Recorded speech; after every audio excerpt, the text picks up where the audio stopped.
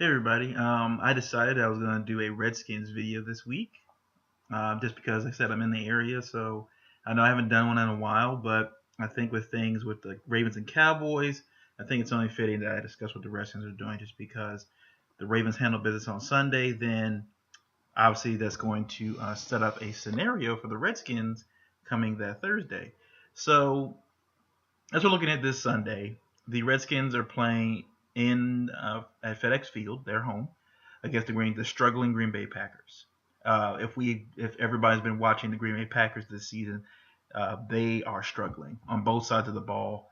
They have zero running backs. It seems that Eddie Lacy's out with an injury, and then James Starks is finally back, but he's not really a factor out there. Ty Montgomery, which is his interesting because he's interesting only because he was a wide receiver when he came in, but has been used more in a running back role since he's been back there. Now, granted, most of his touches have been through the pass. He's been lining up in the backfield, but the running back position seems to be evolving, and it has been for the last few years from just a traditional handoff pass or pitch play to now you got to be able to pretty much be like another wide receiver. You're starting to see, especially guys like Ezekiel Elliott, Le'Veon Bell, those guys, Todd Gurley, and them line up as wide receivers on the line of scrimmage now to catch passes.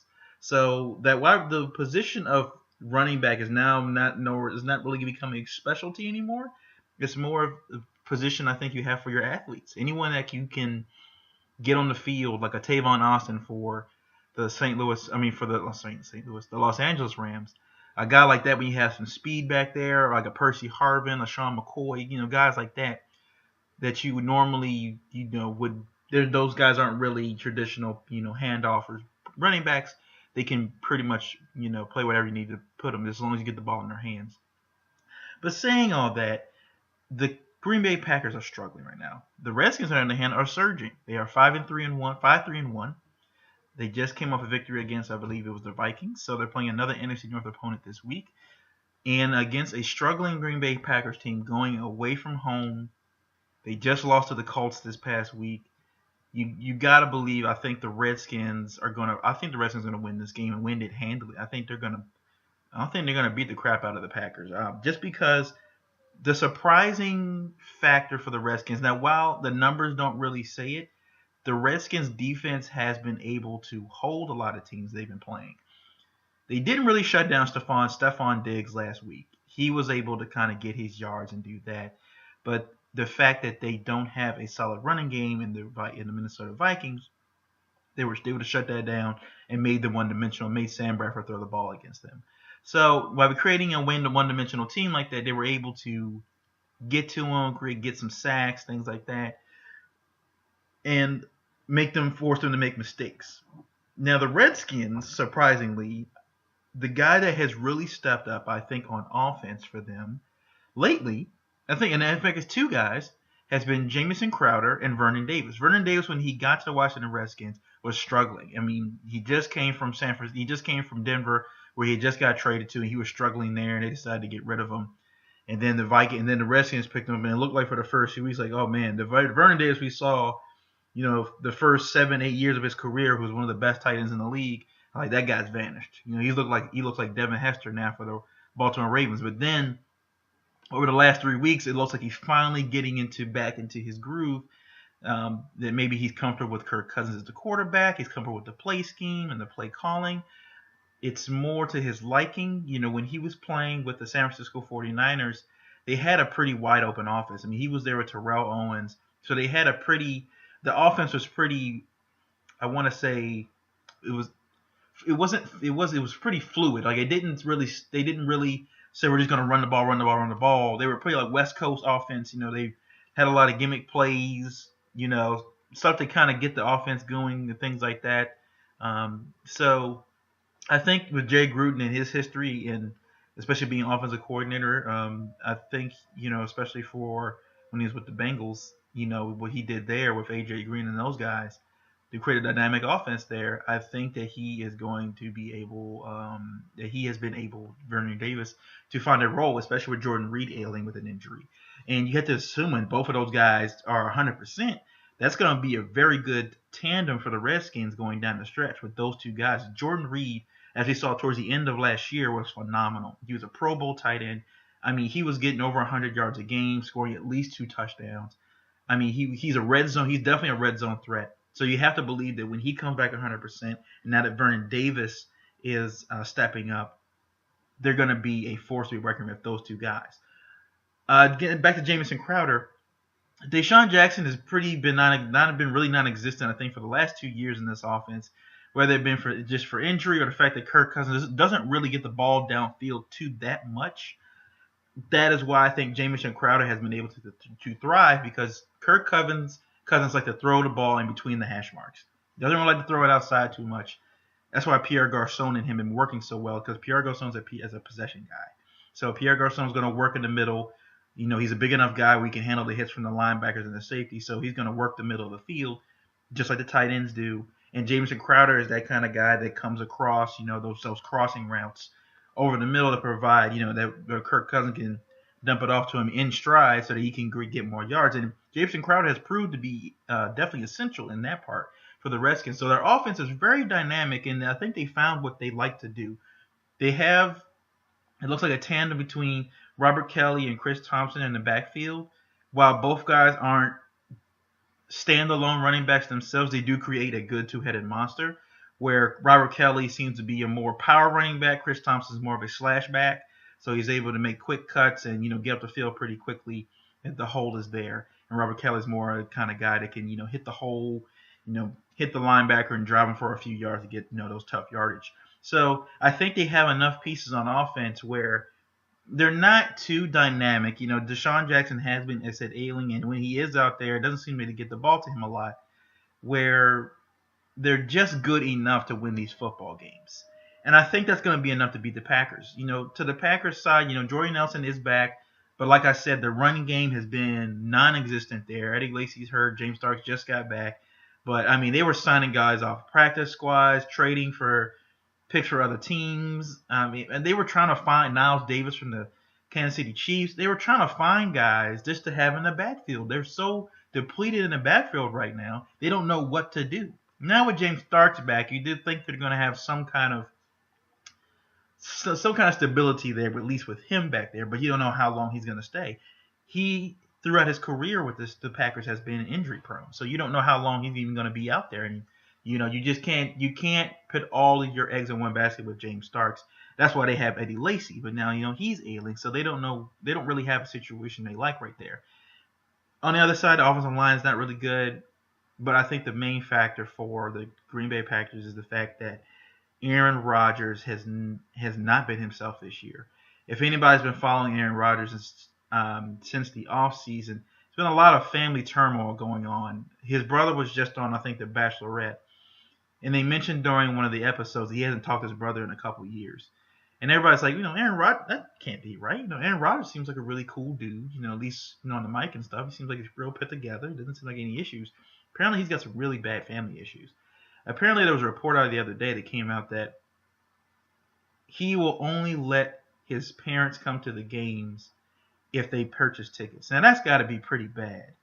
When you know, usually football players leave tickets, you know, for family members and friends at the, you know, box office, so they just come pick them up and go to the game and watch their son or watch nephew, whatever, play. He's telling his parents, like, the only way I want you there is if you pay for your ticket. That's it. And I'm not going to put you in a club seat or anything. You pay. If you want to see me come, you got to pay. He doesn't want his parents or his family there. His parents have said they haven't spoken to him in years.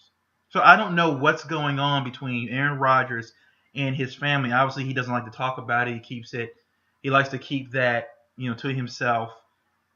Doesn't really like to talk about it too much. But you can definitely tell it's affecting him right now. I don't know if it's Olivia Munn, if they don't like her. And maybe he's just, you know, he's distancing himself from his. I don't know what's going on with his family, but you cannot, you know, in any profession, it's hard to separate your personal life from your business life. If you have troubles going on in your personal life, a lot of times you're gonna bring that to work with you, and you can see that that's working through his brain right now. He you know, the couple years ago when the Packers were struggling, and he told everybody RELAX, relax, and then they got it together. and then they were able to go, I think, into the playoffs and perform and things like that, and they got back on the horse and did well. You're seeing this season that's not the case. The Packers are bad this year. Aaron Rodgers is not. He's not there mentally. Something is going on, I say, with his family and stuff that has gotten to the point now where he can't play football well. And we know Aaron Rodgers is a good quarterback. This isn't, one of those situations where we think that Aaron Rodgers has maybe lost it or things like that. We know he's a good quarterback. We blamed it last year on Jordy Nelson not being in the league, by being in the game, but I think now we're seeing is more than that. We do the fact that there's a lack of running game there is a factor, and the defense is not really good is also a factor, but a lot of teams have been able to carry. If you look at the Cowboys, while the Cowboys defense isn't the greatest in the league, their offense is so dynamic that they've been able to carry the team for the most part. So that's why I think just coming into this game with Aaron Rodgers going through that stuff with his own family and stuff, and how bad the Packers defense is, I believe they're going to run. They're going to be able to run the ball on these guys. Jamison Crowder's going to have a big day. I think a big factor for the Redskins defense that a lot of Redskins fans will probably agree with is that a big guy that has been able to do well for the Redskins so far, I think his name is Preston Smith. He's a defensive end, I believe.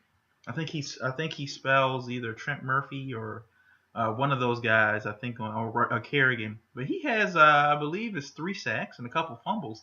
But when he comes to the game, he's a really good. It seems like a very good pass rusher. Trent Murphy has 7 sacks. Ryan Kerrigan has 7 sacks. This Redskins pass rush, and not so much about the run game, but their pass rush is definitely effective. They've been able to get to the quarterback.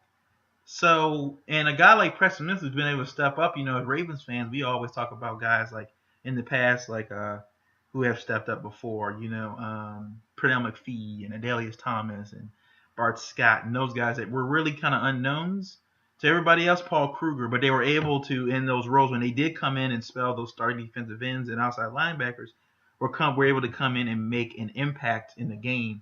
So when you got a guy that can come in, I'm sorry, I'm watching the Oklahoma West Virginia game.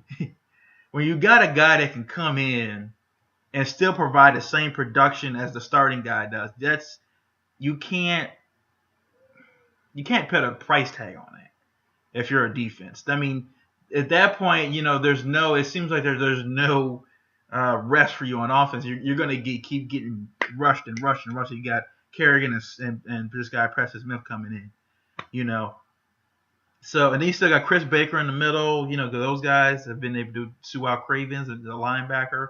Josh Norman's been, I criticized him. I thought he wasn't going to be a good cornerback for the Redskins, but he's been a phenomenal cornerback for the Redskins since he's been there. He's proven that he's been worth the money that they've been paying him so far. So, leading up to after I think the Redskins beat the Packers and then the Ravens beat the Cowboys, that sets it up for with the Redskins, I think, will be 6-3 at that point, and then the Cowboys will be 8-2. That's going to set it up where the Redskins play the Cowboys on Thursday night. When that happens, when Dak Prescott loses that football game to the Ravens, I think it's going to be a tight game, but I think they lose. That Jerry Jones will not be able to help himself. And on Thanksgiving Day, this is the game that Jerry Jones and them helped set up. Them and the Detroit Lions and those guys. The biggest game, they're going to be in Dallas. They're going to be like, hey, I want my man Tony Romo, the guy he paid $100 million to, with like $23-24 million guaranteed each year.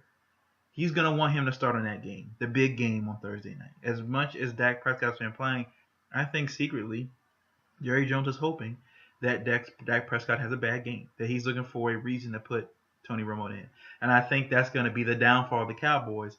And I think the fact that the last game that Tony Romo plays was last Thanksgiving, and then you're going to throw him into that game against a surging Redskins group that will not be afraid to play in Dallas, especially the way they felt last season at the end of the year. You have to believe the Redskins are going to come into that game and they'll be frothing at the mouth because Tony Romo's going to be in that game, who hasn't played in over a year, hasn't seen live bullets, who's injury prone, and be like, hey, we're going to be able to pick this guy off. He's going to make some mistakes, and we're going to be able to take advantage of this group.